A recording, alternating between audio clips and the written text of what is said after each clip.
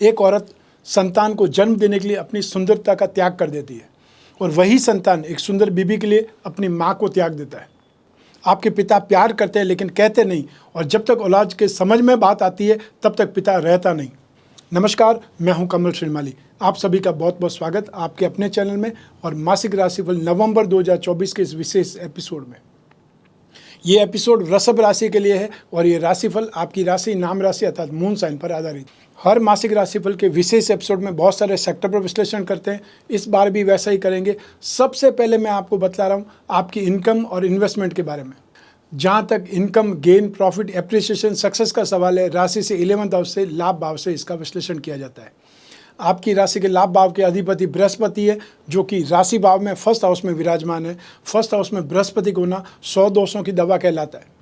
राहु विराजमान है लाभ भाव में, तो ऐसी स्थिति में राहु दिमाग से काम करने वाले को ज़्यादा संतुष्ट करता है। तो ऐसी स्थिति में आपको भी अपना दिमाग ज़्यादा यूज़ करना है, प्लानिंग से ज़्यादा काम काज करना है और ठीक जो एफर्ट, मेहनत का एफर्ट करते हैं उसकी जगह दूरदर्शी बन करके कामकाज करेंगे तो ज़्यादा आपके लिए बेटर होगा। ज़्यादा संभावनाएं जन्म लेगी कि आपको बहुत ज़्यादा इनकम मिल सकती है, प्रॉफिट हो सकता है या आपकी गेन का रेशियो बढ़ सकता है।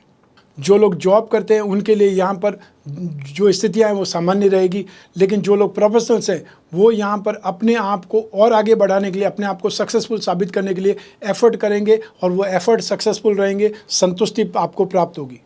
जो लोग भी आईटी सेक्टर में कामकाज कर रहे हैं, एमएनसी में कामकाज कर रहे हैं या फिर इंपोर्ट एक्सपोर्ट से संबंधित कामकाज कर रहे हैं, विदेशों से संबंधित कामकाज कर रहे हैं, उनके लिए यहाँ पर संभावनाएं ज़्यादा बेटर बनी हुई है। ज़्यादा आपको गेन मिलेगा या आपकी जो मेहनत है उस मेहनत का तो फल मिलेगा ही मिलेगा, प्लानिंग का फल भी आपको बहुत ज़बरदस्त मिलेगा और बहुत तेज़ी से मिलेगा। भाग्य का अधिपति और लाभ का अधिपति दोनों एक ही ग्रह है, वो है शनि। तो यहाँ पर शनि की स्थिति आपके लिए बहुत शानदार है, क्योंकि राहु शनि के समान ही फल देंगे। तो शनि जब आपके लिए अच्छा है तो राहु का फल भी आपके लिए बहुत अच्छा साबित होने वाला है। फाइनेंस से संबंधित कामकाज करते हैं, फाइनेंशियल ब्रोकरेज से संबंधित कामकाज करते हैं, ठीक, या फिर वे लोग जो गिरवी का कामकाज करते हैं, बैंकिंग सेक्टर से जुड़े हुए लोग हैं, आपके लिए यहाँ पर संभावनाएं बहुत ज़्यादा अच्छी बनी हुई है और आप जो भी मेहनत करेंगे उसका भी आपको लाभ मिलेगा। तो साथ ही साथ बेकरी, कन्फेक्शनरी, यूटेंसिल से संबंधित कामकाज करने वाले या फिर वो लोग जो सिर्फ लाइजिंग का काम करते हैं, कंसल्टेंसी का काम काज करते हैं, उनके लिए भी यहाँ पे संभावनाएं बहुत व्यापक बनी हुई है, बहुत शानदार बनी हुई है। या फिर वे लोग जो आईटी सेक्टर में है, सॉफ्टवेयर से संबंधित, एप्लीकेशन से संबंधित जो काम करने वाले लोग हैं, उनके लिए यहाँ पर संभावनाएं बहुत शानदार बनेगी। ठीक, आपको जो अब्रॉड जाने का मौका मिल सकता है। और या फिर वे लोग जो हैंडीक्राफ्ट से संबंधित कामकाज करते हैं, एंटिक से संबंधित कामकाज करते हैं, उनके लिए भी यहाँ पर संभावनाएं बन रही है। तो ऐसी स्थिति में आप में से जो भी लोग बृहस्पति से संबंधित कामकाज करते हैं उनके लिए भी, और राहु से संबंधित कामकाज करते हैं उनके लिए भी फ़ायदेमंद स्थिति बनी हुई है। जो लोग एमएनसी में जॉब करते हैं उनको एक्स ग्रेशिया बहुत अच्छा मिलेगा नवंबर में। और साथ ही साथ जो लोग एब्रॉड में हैं उन लोगों को भी यहाँ पर अपने आप को जंप करने का, अपने आप को बहुत बेटर दिखाने का अवसर मिलेगा। तो आपको सब मिला करके यहाँ स्थितियाँ बहुत अच्छी मिल रही है, उसका फ़ायदा आपको उठाना चाहिए। जो लोग एजुकेशन सेक्टर में कामकाज करते हैं या ये बोल सकते हैं जो लोग किसी न किसी ढंग से टीचर में या लोगों को समझाने में, लोगों को ट्रेनिंग जो देने में कामकाज करते हैं, उनके लिए भी नवंबर 2024 बहुत शानदार है। यहाँ पर आपका कामकाज भी बढ़ेगा, नेम फेम भी बढ़ेगा और आपको आमदनी से संतुष्टि भी प्राप्त होगी। 6 नवंबर के बाद में जब शुक्र अगली राशि में आ जाएंगे तो ऐसी स्थिति में आप में से वे लोग जो फैशन एंड कॉस्मेटिक्स से संबंधित कामकाज करते हैं, इवेंट एंटरटेनमेंट का कामकाज करते हैं या electronics, James and jewellery, artificial jewellery, handicraft से संबंधित कामकाज करते हैं, उनके लिए भी यहाँ पर अपार संभावनाएं जन्म ले रही है। तो ऐसी स्थिति में जो लोग शुक्र से संबंधित फील्ड वाले हैं उनको भी 6 नवंबर के बाद में बहुत अच्छी स्थिति देखने को मिल सकती है। आपके जो काम रुके हुए हैं वो बहुत तेज़ी से आगे बढ़ सकते हैं और यहाँ पर आपको भी जो अपनी अर्निंग को जनरेट करने का मौका मिलेगा या आप अपनी अर्निंग से अपने जो भी पुराने जो वीकनेस है या पुराने जो खड्डे हैं उनको भर पाएंगे, क्योंकि फाइनेंशियल स्ट्रेंथ मिले बिना आप जो भी कर्ज के गड्ढे हैं वो नहीं भर सकते। आइए अब बात करें आपके इन्वेस्टमेंट की। राशि से सेकंड हाउस से इन्वेस्टमेंट पर विचार किया जाता है। यहाँ पर इन्वेस्टमेंट के अधिपति बुध है, जो कि राशि से सप्तम भाव में विराजमान है और शुक्र 6 नवंबर को अगली राशि में आ जाएंगे, अर्थात राशि से 8th हाउस में आ जाएंगे। तो ऐसी स्थिति में जो लोग स्टॉक करना चाहते हैं वो हरी दालों का स्टॉक कर सकते हैं और साथ ही साथ जो लोग जो इन्वेस्टमेंट करना चाहते हैं शेयर मार्केट के थ्रू, वो टेलीकॉम के सेक्टर में मार्केटिंग से संबंधित जो भी कंपनियां हो, या फिर आपको जो भी ऐसी कंपनियां जो टीवी लाइन से संबंधित, फिल्म लाइन से जुड़ी हुई हो, या उन कंपनियों के शेयर में इन्वेस्टमेंट कर सकते हैं। संगीत से संबंधित कोई भी कंपनियां जो है उसके शेयर्स अगर हैं आपके सामने या सही रेंज में, उसमें आप इन्वेस्टमेंट कर सकते हो। तो यहाँ पर सब मिला करके स्थितियाँ आपके लिए बहुत बेटर बनने वाली है। और साथ ही साथ 6 नवंबर के बाद में आप फैशन एंड कॉस्मेटिक से संबंधित जो भी कंपनियां उसमें इन्वेस्टमेंट कर सकते हैं, या कोई ऐसी स्किप जो कि जेम्स एंड ज्वेलरी से संबंधित, ऑर्नामेंट से संबंधित हो, उसमें इन्वेस्टमेंट कर सकते हैं। तो यहाँ पर हर हालत में इन्वेस्टमेंट से आपको फ़ायदे वाली स्थिति होगी। और जो गोल्ड में इन्वेस्टमेंट करना चाहते हैं उन लोगों को भी इन्वेस्टमेंट करने से फ़ायदा ही मिलेगा, क्योंकि अल्टीमेटली चांदी तो हाईएस्ट जो पीक पर आ चुकी है। थोड़ी बहुत और संभावनाएं गोल्ड में भी संभावनाएं बनी हुई है कि 2025 स्टार्ट होने से पहले पहले आपको इन दोनों धातुओं में, मूल्यवान धातुओं में इन्वेस्टमेंट करना फ़ायदेमंद ही साबित होगा। आइए अब बात करें आपके पारिवारिक सुख की। राशि से 4th हाउस से, सुख भाव से इसका विश्लेषण किया जाता है। सुख भाव के अधिपति सूर्य है जो कि नेगेटिव है, नीच राशि में विराजमान है। और सूर्य की राशि पर शनि की दृष्टि है। शनि और सूर्य आपस में पिता पुत्र होते हुए भी घोर शत्रु है। ऐसी स्थिति में आपको परिवार के माहौल में एडजस्ट होना पड़ेगा। आपको हावी होने का जो स्वभाव है उसको छोड़ना पड़ेगा, शांति धारण करनी पड़ेगी, और घर के माहौल को देखते हुए आप थोड़ा सा समझदार व्यक्ति बने तो आपके लिए अच्छा होगा। क्योंकि इस समय जो स्थितियां चल रही, जो समय चल रहा है, 15 नवंबर तक आपकी इमेज को ख़राब कर सकता है। आप व्यर्थ में वाद विवाद में उलझ सकते हैं, या कोई लड़ाई झगड़े में उलझ सकते हैं। और ऐसे में जो भी पेरेंटल प्रॉपर्टी से संबंधित जो भी कुछ अच्छा होने के योग बनेंगे वो भी आप खराब कर सकते हो। ऐसे स्थिति में हर हालत में आपको अपने ऊपर कंट्रोल करना है और अपने खुद को एडजस्टमेंट के लेवल पर लाना है। आपको उनके हिसाब से एडजस्टमेंट करना है, न कि अपने हिसाब से वो लोगों को एडजस्ट करना है। तो ये चीज़ आपको समझनी पड़ेगी और समझदार बनने की आपको आवश्यकता है नवंबर 2024 में। व्यर्थ में अपने घर को लड़ाई का मैदान या ईगो सेटिस्फेक्शन का मैदान नहीं बनाना है, ये आपको ध्यान रखना है। क्योंकि आपके लड़ाई झगड़े से जो नेक्स्ट जनरेशन के बच्चे हैं वो भी आपसे ही सीख लेंगे, आपके जैसा ही व्यवहार करेंगे। आइए अब बात करें शिक्षा के सुख की, संतान के सुख की। राशि से 5th हाउस से इसका विश्लेषण किया जाता है। और 5th हाउस के अधिपति हैं बुध, जो कि 7वें भाव में विराजमान है शुक्र के साथ में। बुध और शुक्र जब भी एक साथ में होंगे इस सिचुएशन को लक्ष्मी नारायण योग कहा जाता है। बुध बुद्धि का अधिपति है, शुक्र छानबीन का अधिपति है, या ये बोल सकते हैं कि शुक्र छुपी हुई चीज़ों को जानने के लिए माना जाता है, जिज्ञासु प्रवृत्ति के लिए माना जाता है, और बुध आर्ग्यूमेंट के लिए माना जाता है। तो 6 नवंबर तक तो आपको स्थितियाँ बहुत पॉजिटिव है। लेकिन 6 नवंबर के बाद में जब शुक्र अगली राशि में चले जाएंगे, अर्थात अष्टम भाव में चले जाएंगे, यहाँ पर बुध रहेंगे 7वें भाव में, तो ऐसी स्थिति में एक त्रिकोण का अधिपति केंद्र में होगा, ये राजयोग की स्थिति दर्शाता है। तो ऐसी स्थिति में जो भी स्टूडेंट्स हैं, जो भी एजुकेशन ले रहे हैं, अपने आप को अपग्रेड कर रहे हैं, उनके लिए स्थितियाँ बहुत बेहतर बनेगी।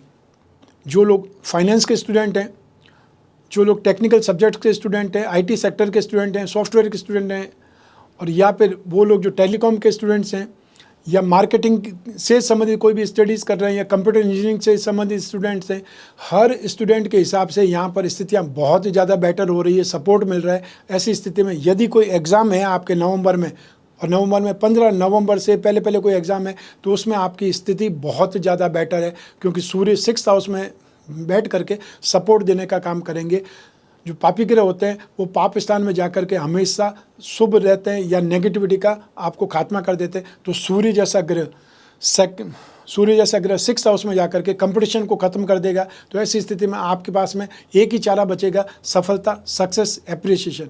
तो सब मिला करके यहाँ पर कोई भी एग्ज़ाम हो, इंटरव्यू, डिबेट में हिस्सा लेना हो, आपके लिए समय बहुत अच्छा है। नवंबर पूरा ही आपके लिए अच्छा है, 15 नवंबर तक ज़्यादा बेटर है। तो यहाँ पे सब मिला करके अगर सेक्टर की बात करें तो आप में से वे लोग जो मैथमेटिक्स लेकर के, इकोनॉमिक्स लेकर के कोई स्पेशल कोर्स कर रहे हैं, या IT सेक्टर में या सॉफ्टवेयर सेक्टर में सिगरेट, शराब और तंबाकू से संबंधित भी कुछ चीज़ अगर सीखने की होती है, ट्रेनिंग लेने की होती है, उसमें भी आपको बहुत सपोर्ट मिलेगा। यहाँ पर जो लोग विदेश जाकर के पढ़ना चाहते हैं उनकी स्थितियाँ बहुत बेटर है, यहाँ पर आपको चांस मिल सकता है। और अगर आप बाहर जाना चाहते हैं तो अपना थोड़ा सा जो दृष्टिकोण को थोड़ा सा वाइड कर लीजिए, तो आपको ऐसे साधन मिल भी जाएंगे। तो सब मिला करके एजुकेशन में स्थितियाँ बहुत ज़्यादा बेटर है और आपको यहाँ पर स्ट्रेंथ भी बढ़ेगी, कॉन्फिडेंस भी बढ़ेगा, ग्रास्पिंग और नॉलेज भी बहुत ज़बरदस्त आपकी बढ़ने वाली है, क्योंकि बृहस्पति ज्ञान का कारक है और राहु आपकी मेंटल स्ट्रेंथ का कारक है, प्लानिंग का कारक है। तो ऐसी स्थिति में बहुत अच्छी प्लानिंग कर सकते हैं और बहुत अच्छे ढंग से सीख सकते हैं, अपने आप को अपग्रेड कर सकते हैं। आइए अब बात करें संतान सुख की। संतान सुख के लिए भी यही ग्रह स्थितियाँ, यही ग्रहों की दस्तियाँ काम करेगी। संतान का सहयोग, संतान का सपोर्ट, संतान से फाइनेंशियल सपोर्ट है वो भी मिल सकता है यदि संतान आपकी जॉब में है या कोई न कोई बिजनेस कर रही है। तो यहाँ पर संतान के मामले में, संतान के मामले में आप भाग्यशाली साबित हो सकते हैं। यदि आप एजेड हैं तो आप ग्रैंड पेरेंट्स बनने की ओर जो अग्रसर है तो आपको वो न्यूज़ सुनने को मिल सकती है। और यदि आप अपनी संतान की चाहत रखते हैं तो ऐसी स्थिति में ये समय एक वैसा है जहाँ पर आपको संतान उत्पत्ति की शुभ सूचना मिल सकती है, खुशखबरी मिल सकती है। संतान से संबंधित कोई भी काम का जो आप उस काम में सफल साबित होंगे, चाहे वो संतान के विवाह की बात करें या फिर संतान के एजुकेशन के लिए बात करें, संतान को कहीं सेटल करना है किसी दूसरे शहर में या दूसरी कंट्री में, या उसके लिए भी आप एफर्ट कर सकते हैं। जो भी संतान से संबंधित कामकाज आपके हिस्से में आएंगे उसमें आप सफल साबित होंगे, क्योंकि संतान से संबंधित कामकाज यहाँ पर अच्छा है। लेकिन जो भी व्यक्ति इस समय एजुकेशन ले रहे हैं वो अपने आप को प्रैक्टिकल तौर पर स्टैंड करें, क्योंकि यहाँ पर आपको बार बार उच्चाटन आएगा कि कोई चीज़ में थोड़ी सी भी समस्या आती है, आपको लगेगा कि ये सब्जेक्ट सही नहीं है या लाइन मेरे लिए सही नहीं है। वो सोच सकते हैं क्योंकि केतु फिफ्थ हाउस में आपको उच्चाटन देता है स्टडी से। और या फिर वे महिलाएं जो गर्भवती है उनको सावधान रहना है, क्योंकि पंचम भाव में केतु यहाँ पर मिसकैरेज के लिए या गर्भपात के लिए जिम्मेदार बन जाता है। तो थोड़ा आपको एक्स्ट्रा अलर्ट रहना पड़ेगा, अपना बुद्धि बल का इस्तेमाल करना पड़ेगा। जो ही कोई प्रॉब्लम आती है डॉक्टर के पास में जाना है, न कि आपको सोच विचार करने के लिए बैठ जाना है कि एक से और दूसरी ओपिनियन ले लेते हैं, दूसरे से तीसरी ओपिनियन ले लेते हैं। उसमें इस ओपिनियन लेने के चक्कर में हो सकता है संतान का नुकसान हो जाए। तो वो चीज़ आपको ध्यान रखकर ही आगे बढ़ना है। आइए अब बात करें आपके स्वास्थ्य की, आपके शत्रुओं की, विरोधियों की। पहले बात करें स्वास्थ्य की। राशि से 6th हाउस से रोग पर या कर्ज पर, वाद विवाद पर विश्लेषण किया जाता है। तो ऐसी स्थिति में रोग भाव के अधिपति शुक्र जो कि राशि से 7वें भाव में विराजमान है, राशि से 6th और 7th तक शुक्र को शुभ नहीं माना जाता है। और मंगल जो कि नीच राशि के, उनकी दृष्टि भी 6th हाउस पर है। तो ऐसी स्थिति में आपको जलने से, कटने से, ठीक है, या कोई करंट से परेशानी हो सकती है, या आप कोई एक्सीडेंट से चोटिल हो सकते हैं, नुकसान हो सकता है, आपको हॉस्पिटलाइज होना पड़ सकता है। यह आपको ध्यान रखना है। और 15 नवंबर के बाद में यहाँ आपको ज़्यादा ध्यान रखना पड़ेगा, अपने आप पर ज़्यादा कंट्रोल रखना पड़ेगा। या आँखों से संबंधित परेशानी भी आपको आ सकती है, आई साइड अचानक से कमज़ोर हो सकती है, या कोई चोट दुर्घटना में, एक्सीडेंट में आँखों के ऊपर चोट लग सकती है, उससे भी आपको नुकसान उठाना पड़ सकता है। तो आपको हर हालत में सेफ और सिक्योर रहने की एक प्रकार से स्थिति है। और जब भी अपने घर से पूर्व दिशा की ओर जाएँ तो ज़्यादा सेफ और ज़्यादा सावधान रहें, या डे टाइम में आपको नुकसान होने का ज़्यादा योग है, ये आप ध्यान रख सकते हैं। तो आइए अब बात करें आपके शत्रुओं की, विरोधियों की। यही ग्रह स्थितियाँ, यही ग्रहों की दृष्टियाँ काम करेगी। तो ऐसी स्थिति में कोई को मिसअंडरस्टैंडिंग के द्वारा या बोलचाल में अभद्र भाषा से, या कोई महिला से या कन्या से बदतमीजी से बात करने पर आप बदनाम हो सकते हैं, या आप पर कोई कार्रवाई हो सकती है, कानूनी कार्रवाई हो सकती है, उसके ऊपर आपको ध्यान रखना है। और या फिर हाथापाई में, लड़ाई झगड़े में नुकसान हो सकता है, आप चोटिल हो सकते हैं, घायल हो सकते हैं, आँख पर चोट लगने की स्थिति या वो गंभीरता ज़्यादा है, इस पर आपको ध्यान देना पड़ेगा। जो लोग बीपी के मरीज़ हैं, ब्लड प्रेशर के मरीज़ हैं, हार्ट के मरीज़ हैं, उन लोगों को ज़्यादा अपना ध्यान रखना पड़ेगा, या अपने आप को ज़्यादा कंट्रोल करना पड़ेगा। दवाइयों की आपको बहुत सही ढंग से आदत डालनी है, समय पर दवाई लेना है, अन्यथा फिर दवाई का जो उपयोग होता है वही कम हो जाता है।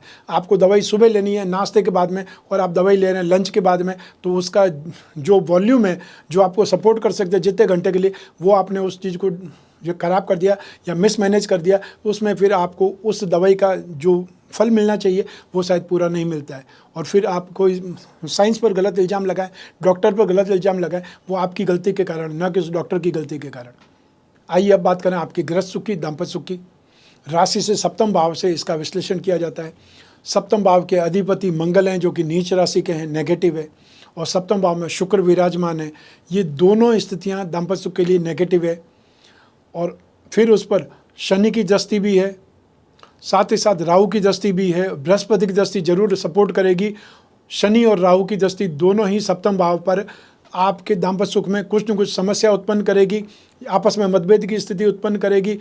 आप जो एडजस्टमेंट ढूंढ रहे हैं वो एडजस्टमेंट आपको नहीं मिल पाएगा। ऐसी स्थितियों में सिर्फ और सिर्फ अपने आप पर मतलब कोई कंट्रोल कर सकें, अपने आप को शांत रख पाएँ, वो सबसे ज़्यादा ज़रूरी है। क्योंकि एक शुक्र 6 नवंबर 2024 को चेंज होकर के अगली राशि में चले जाएंगे, लेकिन 15 नवंबर को सूर्य सप्तम भाव में आ जाएंगे, तो भी स्थिति वो ही रहने वाली है। अर्थात 7th हाउस में सूर्य भी दाम्पत्य सुख में बाधक है, 7th हाउस में शुक्र भी दाम्पत्य सुख में बाधक है। तो ऐसी स्थिति में आपको हर हालत में स्वयं अपने खुद के ऊपर स्वयं पर नियंत्रण रखना पड़ेगा या आर्ग्यूमेंट से बचना पड़ेगा। और जो लोग आपके जीवन में आग लगाना चाहते हैं, गृहस्थ सुख में आग लगाना चाहते हैं, उनको पहचान करके साइडलाइन करना पड़ेगा।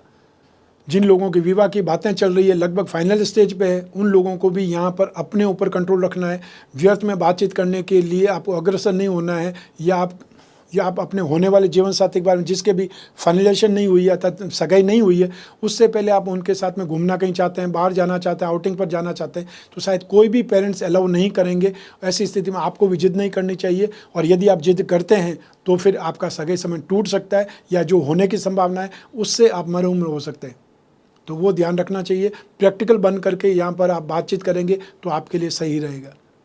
आइए अब बात करें उन लोगों की जिनके जीवन में कोई गहरी फ्रेंडशिप चल रही है, या वे लोग जो कोई न कोई ढंग से प्रेम प्रसंगों में या कोई न कोई रिलेशनशिप में, तो उसके लिए राशि से 5th हाउस से विश्लेषण किया जाता है। 7th हाउस और शुक्र की इंपॉर्टेंस भी रहती है। तो ऐसी स्थिति में यहाँ पर 5th हाउस की स्थिति देखें तो काफ़ी ज़्यादा बेटर है, क्योंकि यहाँ पर राशि से पंचम भाव के अधिपति बुध हैं, जो कि राजयोग की स्थिति में है। और पंचम भाव पर, सप्तम भाव पर अर्थात शुक्र पर भी बृहस्पति की दृष्टि है, तो पंचम भाव पर भी बृहस्पति की दृष्टि है। तो ऐसी स्थिति में आपको सपोर्ट मिलेगा, आप बहुत अच्छे ढंग से अपने रिश्ते को निभा पाएंगे। या फिर ये बोल सकते हैं कि आप बहुत अच्छे ढंग से बात करेंगे, समटाइम सरप्राइज़ करेंगे, या कोई न कोई ऐसा गिफ्ट प्लान करेंगे जो सरप्राइज़ कर दे। तो ऐसी स्थिति में यहाँ पर आपकी स्नेह, अपनत्व, या फिर ये बोल सकते हैं कि एक दूसरे के प्रति विश्वास बढ़ेगा। आप प्लानिंग बहुत अच्छे ढंग से करेंगे और कहीं न कहीं बाहर जाने का प्रोग्राम आप बना सकते हैं। आपका रिश्ता यहाँ पर और प्रगाढ़ होगा, अपनत्व और बढ़ेगा, एक दूसरे को जो समझने की ताकत है या एक दूसरे को पहचानने की ताकत है, उसमें और ज़्यादा वृद्धि होगी, या और ज़्यादा नज़दीकियाँ बढ़ेंगी, एक दूसरे के प्रति विश्वास बढ़ेगा। आइए अब बात करें हाउसवाइफ की अर्थात गृहिणियों की। नवंबर 2024 में जहां आपके पारिवारिक संबंधों में, पारिवारिक जो स्थिति है, घर परिवार की स्थिति, उसमें तनाव आप देखेंगे, तो दाम्पत्य सुख में भी बार बार आपको अपसेट होना पड़ेगा, बार बार उसमें कोई न कोई समस्या उत्पन्न हो जाएगी। अर्थात आप बार बार खुद को समझाएंगी या समझौतावादी बन जाएंगी, उसके बावजूद भी आपको और ज़्यादा प्रेशराइज किया जा सकता है। उस स्थिति से उबरने के लिए आपको कॉन्फिडेंट भी रहना पड़ेगा, लेकिन कोई भी बातचीत को और ज़्यादा बढ़ाने से नुकसान ही होने वाला है। तो ऐसी स्थिति में सिर्फ समय को देखिए, जो स्थितियाँ हैं उसको देखिए, उसके बाद में बातचीत करिए, और आपस में बातचीत करना ज़्यादा बेटर है वनिस्पत की। आप अपने भाई को, अपने माता पिता को बात बोलकर उनको इन्वॉल्व करें। रोज़ का जो स्थितियाँ रोज़ की, मतलब जो नोक झोंक है, तुनक मिजाजी है, वो रोज़ होती रहती है हस्बैंड वाइफ के बीच में, उसमें परिवार वालों को या पीयर वालों को इन्वॉल्व करेंगे तो उसमें आपका ही नुकसान होगा, या आपका जो इज्जत है या जो सम्मान है वो आपका कम हो सकता है। ऐसी स्थिति में मेरा यही कहना है, मेरा यही सुझाव है कि आप स्ट्रांग बनिए, प्रैक्टिकल बनिए। जो भी अपशब्द बोलता है उसको अपशब्द नहीं सुनना है, लेकिन ऐसा नहीं कि अपनी तरफ से लड़ाई झगड़ा अपन करने बैठ जाए, वो भी नहीं होना है। अपनी मर्यादा, अपने आप को संयम से आपको अपनी गृहस्थी की गाड़ी चलानी है। और जो स्थितियाँ हैं वो टेम्परेरी, हमेशा एक जैसी स्थिति नहीं रहेगी, उसमें बदलाव हमेशा होता रहा है और होता रहेगा। जो भी उपाय कर सकते हैं वो उपाय करने चाहिए। और उपाय मैं आपको हमेशा बताता हूँ, महिलाओं को शिव गौरी कवच या कामन कवच पहनना चाहिए, और अपने बेडरूम में संपूर्ण दाम्पत्य सुख पिरामिड रखना चाहिए। जो आपकी राशि कुंडली है या आपकी जन्म कुंडली है, उसमें से 1st हाउस, 5th हाउस और 9th हाउस के रत्न धारण करना हमेशा शुभ रहता है, क्योंकि उसमें शरीर के सुख के लिए, संतान सुख के लिए या कैरियर के सुख के लिए, भाग्य के सुख के लिए रत्नों को धारण किया जाता है। आइए अब बात करें आपके जॉब, आपके प्रोफेशन, कैरियर या बिजनेस की। और इन सभी के लिए एक ही भाव जिम्मेदार है, वो है 10th हाउस अर्थात कर्म भाव। और आपकी राशि से कर्म भाव के स्वामी शनि है, तो भाग्य स्थान के स्वामी भी शनि है। और ऐसी स्थिति में यहाँ पर आप जो भी कर्म करेंगे, क्योंकि शनि यहाँ पर बहुत ज़्यादा बलवान है, पंच महापुरुष में से एक योग शश योग जो है वो शनि के द्वारा बन रहा है। तो ऐसी स्थिति में यहाँ पर शनि बहुत ज़्यादा स्ट्रेंथ वाले हैं। शनि आपके लिए एक प्रकार से जो की प्लैनेट बोल सकते हैं, मुख्य ग्रह बोल सकते हैं, वो फ़ायदा आपको मिलने वाला है। तो ऐसी स्थिति में भाग्यवश आपको काम ज़्यादा मिलेगा और काम करेंगे उससे गेन ज़्यादा मिलेगा, क्योंकि बुद्धि बल से ही आपको गेन होने वाला है। और बृहस्पति जो कि लाभ के अधिपति, उसकी दृष्टि भी आपकी कुंडली में भाग्य भाव पर है। तो ऐसी स्थिति में जो जॉब कर रहे हैं उनके लिए भी यहाँ पे स्थितियाँ बहुत बेटर है। जो प्रोफेशनल्स हैं उनके लिए भी स्थितियाँ बहुत पॉजिटिव बनी हुई है। आपका नेम फेम बढ़ेगा, आपको बहुत बड़ा काम मिलेगा, बहुत बड़ी डील क्रैक कर सकते हैं। और या फिर जो डॉक्टर हैं वो अपने खुद के जॉइंट वेंचर में कोई को हॉस्पिटल खोल सकते हैं, या फिर उनको कोई को अवार्ड रिवार्ड मिल सकता है। जो बिजनेस पर्सन है उनके लिए सबसे सुखद स्थिति है, सबसे शानदार परिस्थितियाँ आपको मिलेंगी, क्योंकि आप भाग्यवशात बहुत अच्छा काम करेंगे और भाग्यवशात आपको बहुत बड़ा काम भी मिलेगा। तो आप एक्सपेंशन की बातें कर सकते हैं, आप नई टेक्नोलॉजी की बात कर सकते हैं, नए ढंग से अपने जो कामकाज की योजना बना सकते हैं। तो ये समय आपके लिए अगले 6 माह के लिए कंटिन्यू बेटर है। शनि 29 मार्च 2025 को अगली राशि में जाएंगे और राहु भी 18 मई 2025 तक लाभ भाव में ही रहेंगे। तो ऐसी स्थिति में बुद्धि और मेहनत, इन दोनों का संयोग आपको बहुत आगे ले जाने वाला है। सेक्टर की बात करें तो आप में से वे लोग जो टेक्निकल कामकाज करते हैं, या फिर मेटल, मेडिसिन और केमिकल से संबंधित कामकाज करते हैं, वो लोग ऑटोमोबाइल सेक्टर से जुड़े हुए लोग हैं, पेट्रोलियम प्रोडक्ट से जुड़े हुए लोग हैं, या फिर जो लोग ट्रांसपोर्ट से संबंधित कामकाज करते हैं, या एजेंसी बिजनेस का कामकाज करते हैं, सप्लाई का कामकाज करते हैं, डिस्ट्रीब्यूशन का कामकाज करते हैं, सर्विस एजेंसी या सर्विस प्रोवाइडर हैं, उन लोगों की बातचीत कर सकते हैं, लॉजिस्टिक्स से संबंधित बातचीत कर सकते हैं, या फिर जो मैन्युफैक्चरिंग सेक्टर से जुड़े हुए लोग हैं उनको यहाँ पर सबसे ज़्यादा सफलता मिलेगी। और सेकंड नंबर, जो लोग भी इंफ्रास्ट्रक्चर के सेक्टर में है, land and building, building material, construction, real estate, या फिर होटल रेस्टोरेंट की चेन ग्रुप में कामकाज करने वाले लोगों के लिए ये स्थितियाँ, ये संभावनाएं बहुत ज़्यादा पॉजिटिव बन रही है। तो आप यहाँ पर जिस काम में भी हाथ डालेंगे उसमें सक्सेस आपको मिलने वाली है। इसलिए जो प्लानिंग करनी है, या जो आपने प्लानिंग आपके दिमाग में चल रही है, उसको धरातल पर लाने का अब समय आ चुका है। यदि अभी आपने स्टेप नहीं लिया तो फिर शायद आपको इतना अच्छा समय नहीं मिल पाए कहीं पर भी कि आप बहुत तेज़ी से डेवलपमेंट कर पाएँ। यहाँ पर जो भी कामकाज आप स्टार्ट करेंगे नवंबर दिसंबर में, उसके लिए आपको बहुत तेज़ी से डेवलपमेंट देखने को मिलेगा। और आगे शनि राशि से 11th हाउस में आ जाएंगे। 23 फरवरी 2028 तक आपके लिए निरंतर परिस्थितियाँ बहुत पॉजिटिव बनी हुई है। तो ऐसी स्थिति में आप कुछ भी काम स्टार्ट करके उसको इस्टेब्लिश कर सकते हैं, सेट कर सकते हैं। आइए अब बात करें मासिक राशिफल नवंबर 2024 के उपायों की। आपकी राशि से लाभ भाव के स्वामी बृहस्पति हैं। वो बृहस्पति राशि भाव में विराजमान है, फर्स्ट हाउस में विराजमान है, शत्रु राशि में विराजमान है। ऐसी स्थिति में आपको बृहस्पति को उपाय करने चाहिए, जिससे आपको नेगेटिविटी की संभावनाएं भी कम हो जाएगी, क्योंकि मारक भाव के अधिपति बृहस्पति है, लाभ भाव के अधिपति बृहस्पति है। बृहस्पति को उपाय करने से लाभ की संभावनाएं बढ़ जाएगी, आपकी खुद की बुद्धि बल की स्थिति बहुत अच्छी हो जाएगी। संतान सुख या जो दाम्पत्य सुख है उसमें और भाग्य के सुख में यहाँ वृद्धि हो सकती है। और आपको बृहस्पति के लिए क्या करना है, बृहस्पति की प्रतिमा लेकर के उसके ऊपर अभिषेक करना है। ओम नमो भगवते वासुदेवाय मंत्र का जाप करते हुए, और हर थर्सडे के दिन, गुरुवार के दिन पीली वस्तुओं का दान करना है। चाहे वो आप संतरा दे सकते हैं, पपीता दे सकते हैं, पीली दाल दे सकते हैं, सोना दे सकते हैं, केसर दे सकते हैं, हल्दी दे सकते हैं। जो भी आपकी स्ट्रेंथ है, जो भी आपकी सामर्थ्य है, उसके अनुसार आप दान देना है। सेकंड उपाय आपको सूर्य का करना चाहिए, क्योंकि सूर्य आपके जो पारिवारिक सुख के अधिपति हैं और नीच राशि के हैं। तो ऐसी स्थिति में 15 नवंबर तक सूर्य के दान धर्म आपको करने चाहिए। नित्य सूर्य को अर्घ दें और हर रविवार को गेहूं गुड़ या तांबा का दान करें, ये आपके लिए अच्छा है। और वो छोटा सा मंत्र है ओम घृणी सूर्याय नमः, वो मंत्र का जाप कर सकते हैं। ये आपको बहुत राहत देगा, रोग में भी आपको राहत मिलेगी, अर्थात आपका कॉन्फिडेंस भी बिल्डअप होगा और साथ ही साथ आप शांत भी रह पाएंगे। रत्नों की बात करें तो रत्नों का जो स्ट्रेंथ है, रत्नों का पावर है, या रत्न पहनने की जो विधियां हैं, वो सैकड़ों वर्षों से, राजा महाराजाओं के समय काल से आज के युग तक लोग रत्न धारण करते हैं। और रत्न धारण करने से भाग्य का फल मिल सकता है, या ये बोल सकते हैं कि एक प्रकार से एप्लीकेशन सपोर्टिव होती है, वो वाली स्थिति बनती है। हमारे जीवन को जो एक प्रकार से प्रभावित करने वाले जो रत्न होते हैं, उसमें से फर्स्ट हाउस, फिफ्थ हाउस और नाइन्थ हाउस है। फर्स्ट हाउस शरीर के सुख के लिए, फिफ्थ हाउस आपके कैरियर के लिए, संतान सुख के लिए, और नाइन्थ हाउस अपने भाग्य के सुख के लिए। ये रत्न पहनना हमेशा शुभ माना गया है। तो हीरा, पन्ना, नीलम रत्न या उपरत्न धारण करेंगे, इसे ही भाग्य वृद्धि रत्न लॉकेट कहा जाता है। और हम जो भाग्य वृद्धि रत्न लॉकेट का निर्माण करते हैं, उसमें 20 यंत्र और जोड़ देते हैं, जिससे वो और ज़्यादा उपयोगी या लाभदायक बन जाता है। जो लोग अपनी राशि के लक्ष्मी योगों को बलवान बनाना चाहते हैं, उसका लाभ उठाना चाहते हैं, उन लोगों को वृषभ राशि का लक्ष्मी योग रत्न लॉकेट धारण करना चाहिए, जिसमें एक साथ में 4 उपरत्न होंगे जो अकस्मात धन प्राप्ति, भाग्य या लाभ या धन और संपत्ति से संबंधित भाव के रत्न होंगे। उनको धारण करने से भी फाइनेंस स्ट्रेंथ का मार्ग प्रशस्त किया जा सकता है।